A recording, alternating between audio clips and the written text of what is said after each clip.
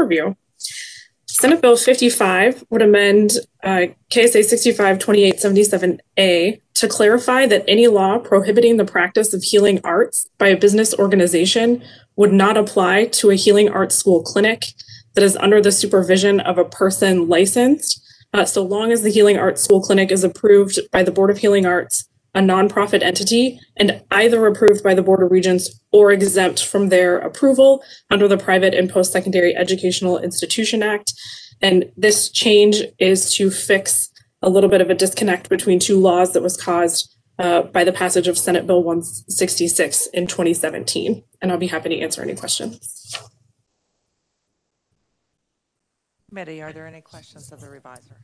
Senator Petty, followed by Senator Gossage. Thank you, Madam Chair. Tamara, could you remind us what Senate Bill 166 was? Yes, thank you. So Senate Bill 66 exempted Cleveland University from the Private and Out-of-State Post-Secondary Educational Institution Act. And because of that exemption, Cleveland University is no longer required to have State Board of Regents approval.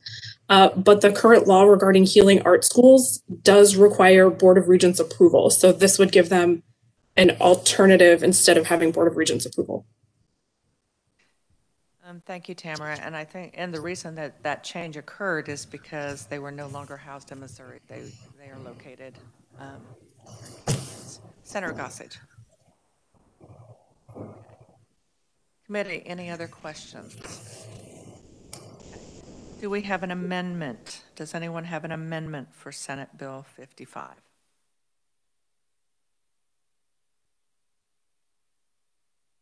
Seeing none, we are now ready for discussion or possible action. Does anyone want to discuss Senate Bill 55 further, or does anyone want to make a motion to pass out Senate Bill 55 favorably from committee? Senator Gossage.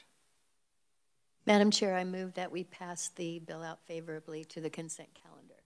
Okay. Do I have a second? I have a second from Senator O'Shea. Is there any discussion? Seeing none, all those in favor of passing out Senate Bill 55 favorably to the consent agenda, say aye. Any opposed? Any abstention? Senate Bill 55 passes out favorably, unanimously to the consent agenda. Committee, what I would now like us to do is I would like us to move to Senate Bill 32 that we referred to as the concurrent enrollment bill. And so again, if our reviser would please give us an overview of Senate Bill 32. Thank you, Madam Chair. Senate Bill 32 very generally would authorize school districts at the discretion of the local Board of Education to pay all or part of the tuition fees and related costs for any high school student who is dually or concurrently enrolled at a post-secondary educational institution. Any costs paid by that local school district would be paid directly to the institution. The student would be responsible for any costs not paid by the local school district, and the bill would also authorize the school district to provide transportation to those students. And I'll be happy to answer any questions. Committee, what questions do you have on Senate Bill 32? Senator Gossage.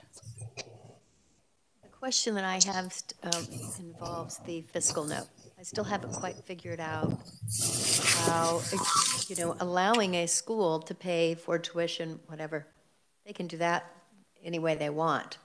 But when it says the report will come back to the Education Committee as to how many people are doing this or how many students that they have that are doing this. But yet I don't see in the fiscal note where it would show like the people of Kansas, the taxpayers, would be paying for some of this. That's what I'm a little confused on. So to clarify that, and we'll let the reviser jump in also if she or he would like. But what this does is it allows the current school district, whichever school district it might be, they contact, it could be a community college, it could be a technical college, it could be a public or private college or university. and we'll just take a class and we'll say that it's public speaking. And so they offer that as a course within their high school, but they want to give the students the opportunity to also earn college credit. So what this would allow the school district to do is it would allow them to contract with the college. And it might be that the college tuition is normally $95, and they might say, we want to contract that. We have a high school teacher that's able to teach it. The high school teacher meets the higher ed requirements to teach it. And, sorry, just a moment, my password?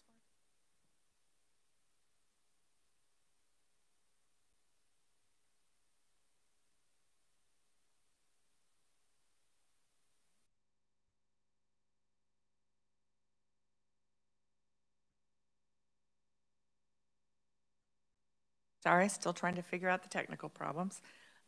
So they could negotiate instead of, let's say, $93 per credit, they could negotiate that they will pay $75 per credit for each of their students, and the college can agree to that.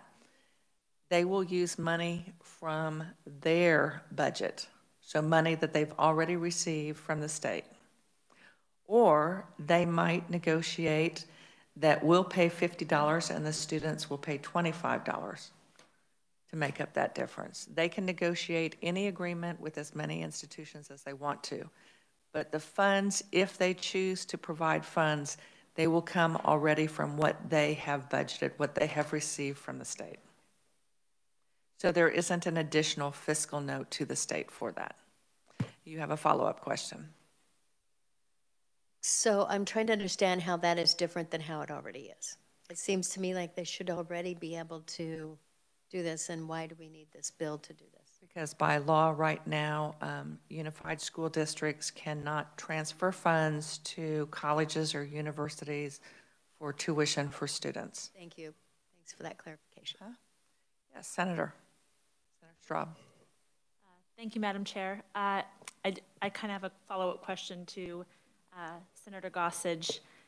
If school districts can't currently use funds to pay universities or community colleges or technical schools, why is that? Why is that? And then secondly, can school districts, I imagine that some of these students might qualify under an IEP, maybe they're an advanced learner, and the school district can't efficiently meet their needs at the public high school, and then would want to have them take courses through the college to kind of meet that student's needs.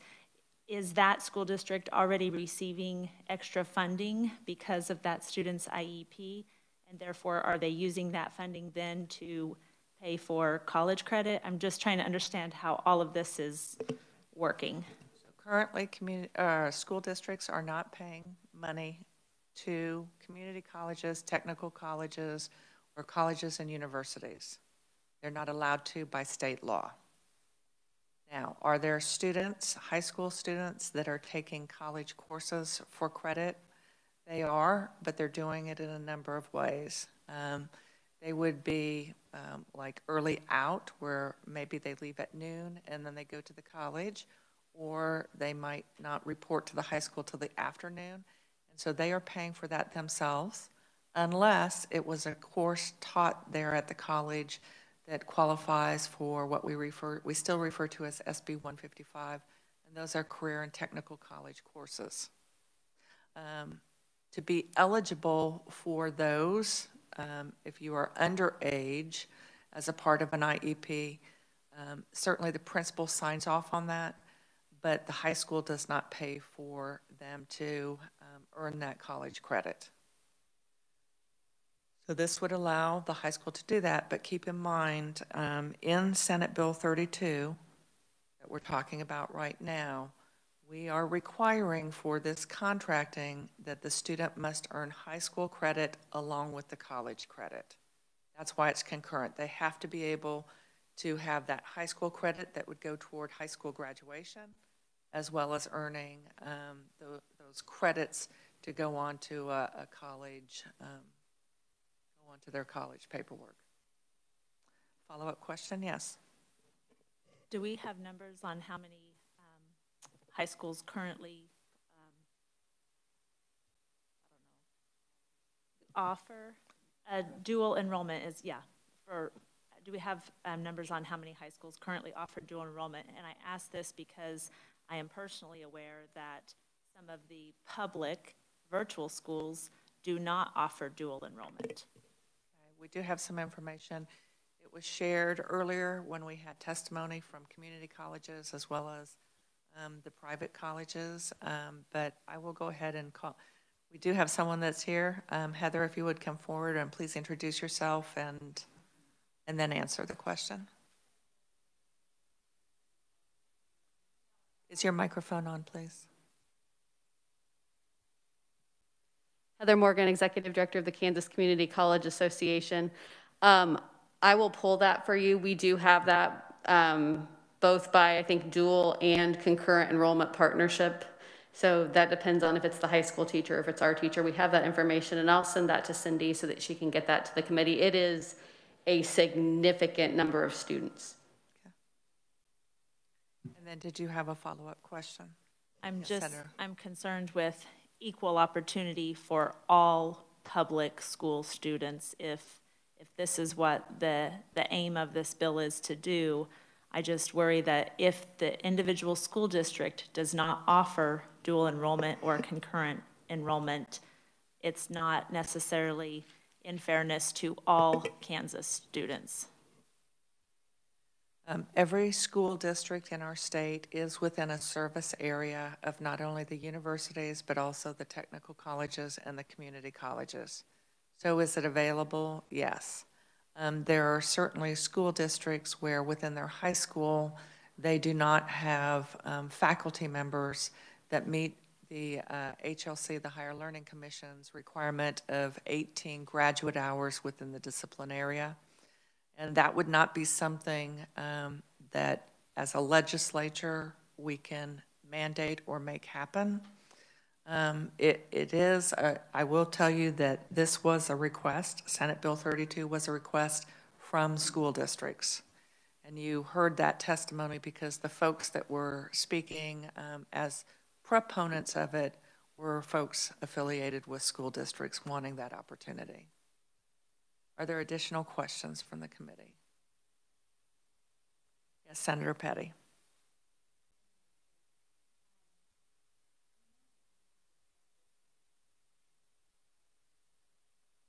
Is your mic on? It is now. Okay, thank you. I think it was on and I turned it off. That on page 3 in section 4 of the bill, starting at line 22, if you're looking at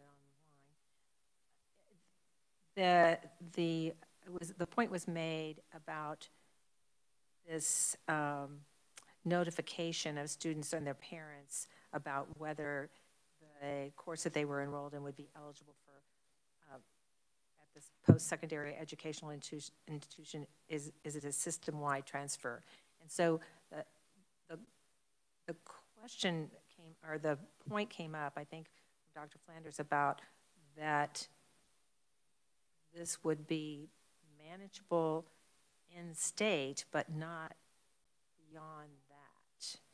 And so I had actually, so I guess we need to have clarification about that, whether this speaks only, if this speaks in state or system, or system-wide is just in-state. So when we system-wide region schools? Well, whether it's directly transferable, that is already available as far as if it's a community college transfer, if it's a technical college transfer, or if it's transferable from one university to another. So that there is a page on the Board of Regents website, and it has a listing of those courses that are direct transferable for credit. So when Dr. Flanders said that they can oversee that, they can within the Board of Regents, within their website, but not for out of state. Many universities out of state will indicate what will transfer. And again, it's for that face-to-face credit. So if it's a college algebra course, it transfers as college algebra. Next, we have Senator O'Shea. Thank you, Madam Chair. This is a bit more of a comment, but I grew up in Oklahoma, and they have a really robust concurrent enrollment system down there. So I went to Northern Oklahoma College. I knew there was a good chance I'd be going to K-State. So I double-checked to make sure that the classes that I took at that time would transfer to K-State, and they did. So there is a way to find that for other states. It's just a little more complicated. But down there, every senior receives up to 12 credit hours paid for by the state, and it was a great program for me. So just a comment. Thank you. Thank you. We haven't gotten quite that robust. This is not that robust, but I appreciate you sharing that, so we keep in mind what our neighboring states are doing. Next up, we have Senator Sykes. Thank you, Madam Chair. I just wanted to comment as well. My son is looking at schools outside, and we've had direct conversations with the registrars in there. So it may not be a communications class, but it could be an elective in those. So there is some transfer. Committee, what other questions are there? I'm not seeing any additional questions, so I will ask at this time if we have some amendments. And I know that in our testimony there was an ask for 2 particular amendments. I know that work was done with the revisor for that, and I did speak with the revisor this morning. No other legislator had said that they wanted to have them, so I will offer them up so that we do have those. And so let's see if our technology is working for you to receive the first amendment, and then I know that Tamara, you're going to put it up on your screen for us.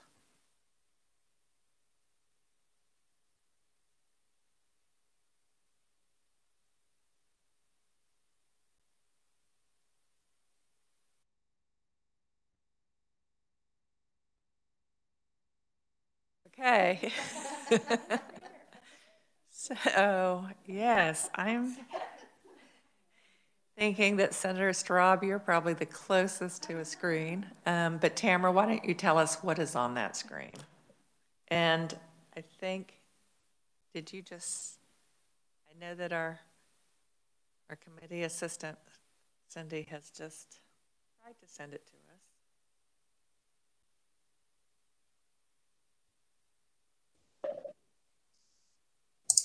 But Tamara, why don't you go ahead and tell us what it is? Yeah, so this is a balloon that was mentioned in the testimony. And this is actually the issue that the committee was just discussing about in-state institutions. So what this would do is for the agreement that the school enters into with the post-secondary educational institution, this would require that eligible post-secondary educational institution, this requirement's already in the bill, that they notify the student if the course they're taking is not a system-wide transfer course. And as part of that, they would also have to notify the student whether or not they would receive credit for that course if the student transfers or attends another post-secondary educational institution. This balloon would add in-state, so they would only have to notify the student if they would receive credit for that course if they're transferring to a Kansas post-secondary educational institution. Move that amendment. Okay, we have a motion to move that amendment. Is there a second?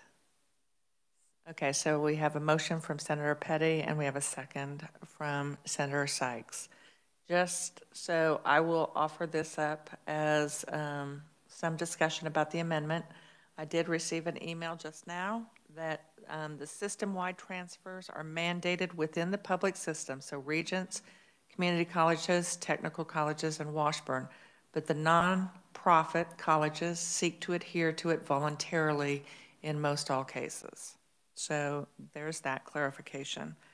Also want to share it with you, I did receive that the Regents indicate that right now we have 15,297 concurrent enrollment students.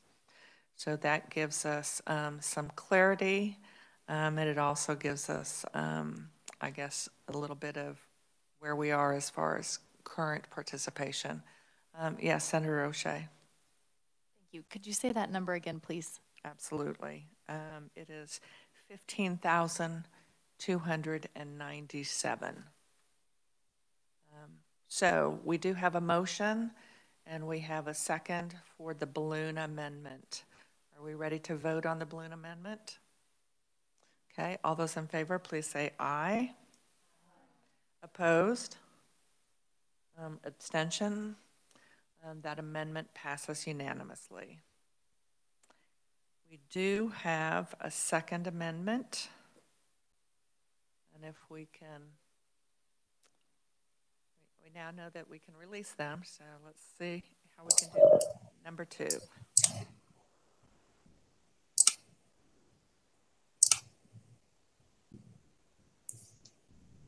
So this amendment was also part of testimony from the Kansas Community College trustees. And this amendment would clarify that this act does not apply to those Senate Bill 155 programs.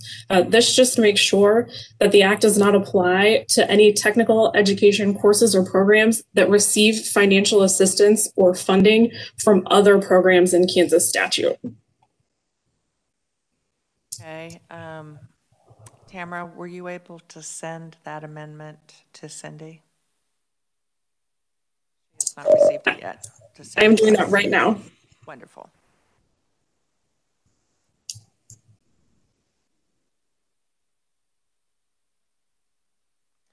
Page 4.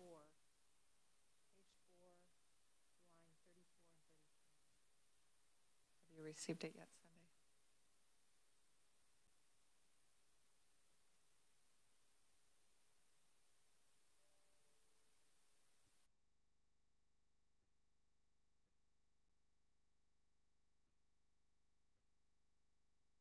Did you refresh?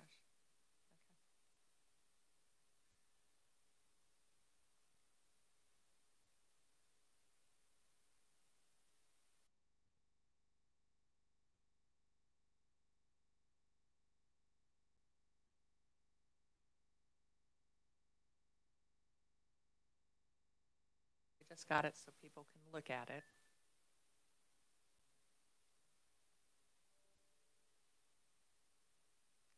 So Senator Petty, I'm thinking that you're wishing to move the amendment. Is that correct? Okay. Do I have a second? Second from Senator Dietrich. So let's look at it. Is there any discussion or any question about this particular amendment? And just to be clear, the colleges that participate in SB 155, they receive their reimbursement at the end of the semester from the Board of Regents. And so what this is we're not wanting school districts to contract and pay for something that we know the payment is coming from a different source.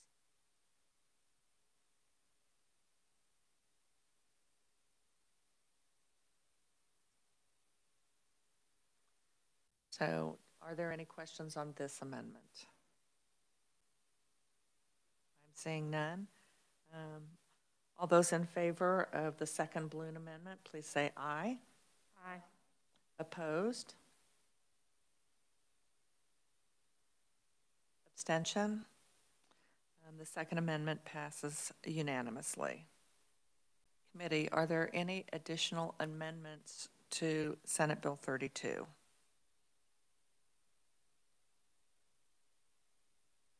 I'm not seeing anyone indicate that they have an amendment. Committee, now is our opportunity. Is there any final discussion that you would like to have at this time about Senate Bill 32? Yes. Senator Straub. Thank you, Madam Chair. There's still a lot of thoughts going on here concerning this bill. So, for example, your Board of Trustees of any community college control the cost of a credit hour, correct? They do. So who would be making these contracts or negotiations with each individual school district? And would a school district with larger enrollment that can send more students to a college or university, would they be able to negotiate a lower credit hour cost than, say, would a smaller district? And there's my concern in who decides this and who benefits from it the most. I can tell you that in the past, or at least currently, school district personnel negotiate with community college and technical college and private college and university personnel. And I can't say that what is negotiated is really determined by how many students. It oftentimes is negotiated differently as to whether the college is providing the instructor, whether the students are being transported, who's paying for transportation, or if the school district is providing the instruction. We do know that in some community colleges, if a high school instructor is teaching the course, they might receive a stipend. Some community colleges pay for textbooks, others don't. So it would be very different and very, it would really be in somewhat dependent on just what it was that they negotiated out, and it would be different even for one high school to another within the same district based on whether they had faculty that could teach it. I will ask if Heather Morgan, if you would like to come up and add any more to that, but it is very different depending on the scope and what the requirements are as far as the needs of the school district. Functionally, how this will probably work is the superintendent of the local school district will get together with the community college president and business officer, and the school district will say, this is what I want. This college will say, this is what we can do, and then the negotiations will start from there. It may be on a credit hour basis. I'm also aware of some agreements that will probably be based on, for X amount of money, any of your high school students can take a concurrent class. And so it will vary pretty significantly. And I think that both of the community colleges and the school superintendents are trying to find a win-win so that it can work for both people's budgets. Yes, follow-up, Senator Straub. Thank you, Madam Chair, and sorry for the persistence on this, but as a resident of a county with a community college and also a taxpayer in that community, I know what a strain it can be on the local taxpayers to have a community college in their county. And even though I support that, it is concerning that it's not equally, it's not an opportunity for all students. So while I support the premise of encouraging post-secondary education, I'm concerned about the fairness and an opportunity for all students. And I can speak to that somewhat from the context of it won't be available to all students because for some of those courses, they might need to have a certain score on either ACT or the AccuPlacer just to even be eligible. So they might be sitting in the same English course, or they might be sitting in the same algebra course, but because of what their score is, they would not even be eligible for that concurrent enrollment based on what that institution has available.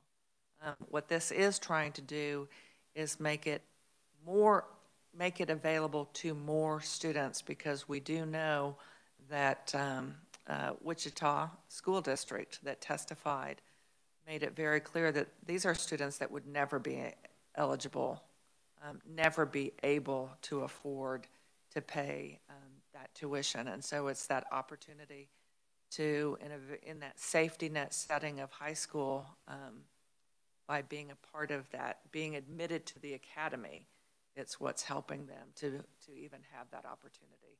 So every school district will use this differently. Some will form academies, others will not. It will be an opportunity for those, I believe the community college that you're referencing has a large service area, and it would allow them to really reach out in ways that they haven't before to counties that they haven't served before. And one other thing that's included in there that we really haven't spoken about is it makes it available for the first time for kids that are in foster care to have that taken care of, for them to be able.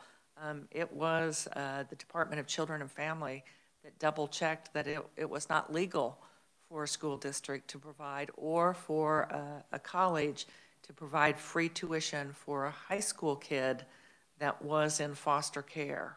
It's only if they age out that they're eligible. So this would be the first time that any foster child would have that opportunity for that to be paid for them. And you have a follow-up question, Senator Straub. I might offer, as a former private homeschool parent also, I wish I could negotiate the cost of credit hours. We do know that there are some private school parents that have joined and affiliated with a consortium, and that they are working for those opportunities.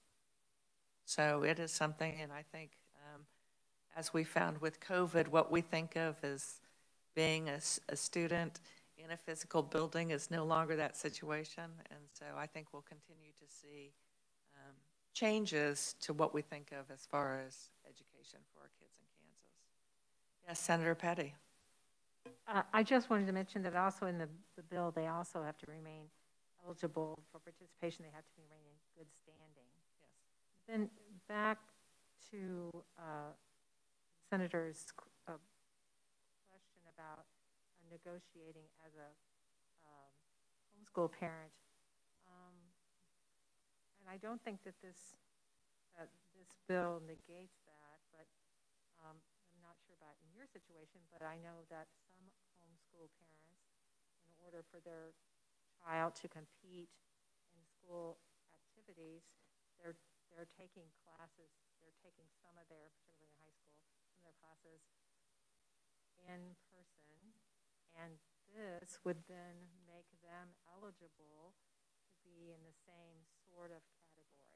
So, thank you. Yes, Senator Straub.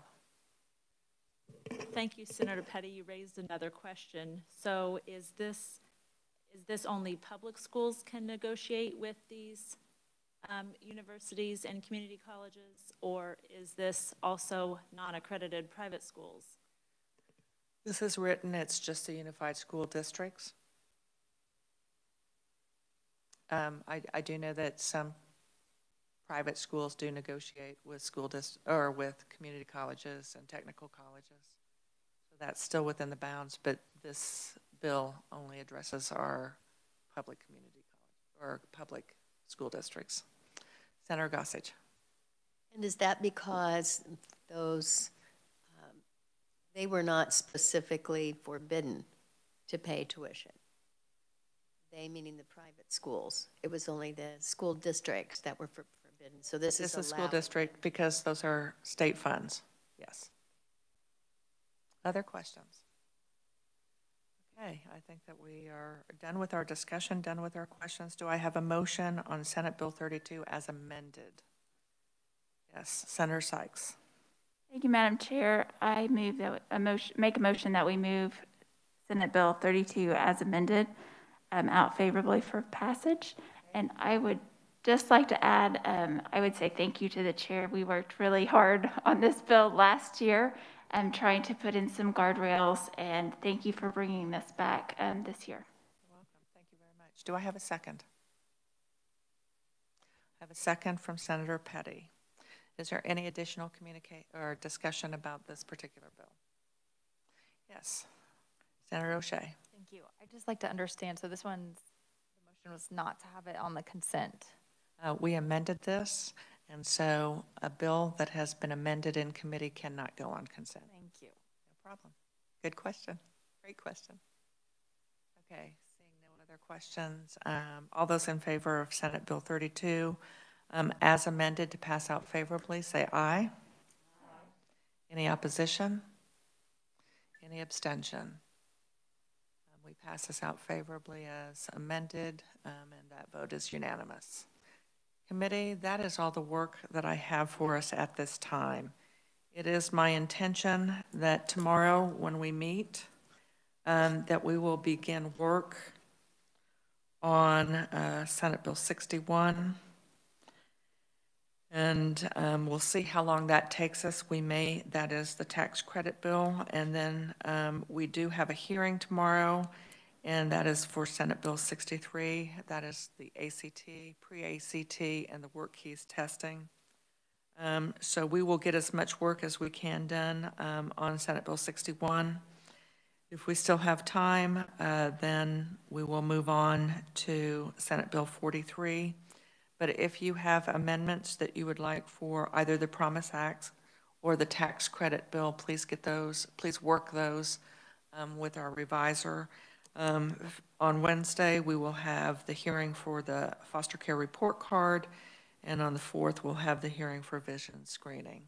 Committee, thank you for your good work today. I'm sorry. Yes, Senator Petty.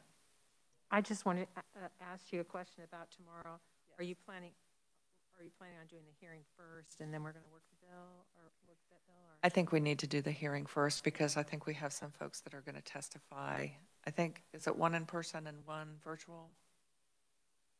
So I think for them, it's easier to just that we start with that and then transition out. So committee, like I said, we will just continue working that way. Next week will be, we are going to change gears a little bit because we are going to be having budget hearings for the Kansas Department of Education, for the Kansas School for the Deaf, and the Kansas School for the Blind.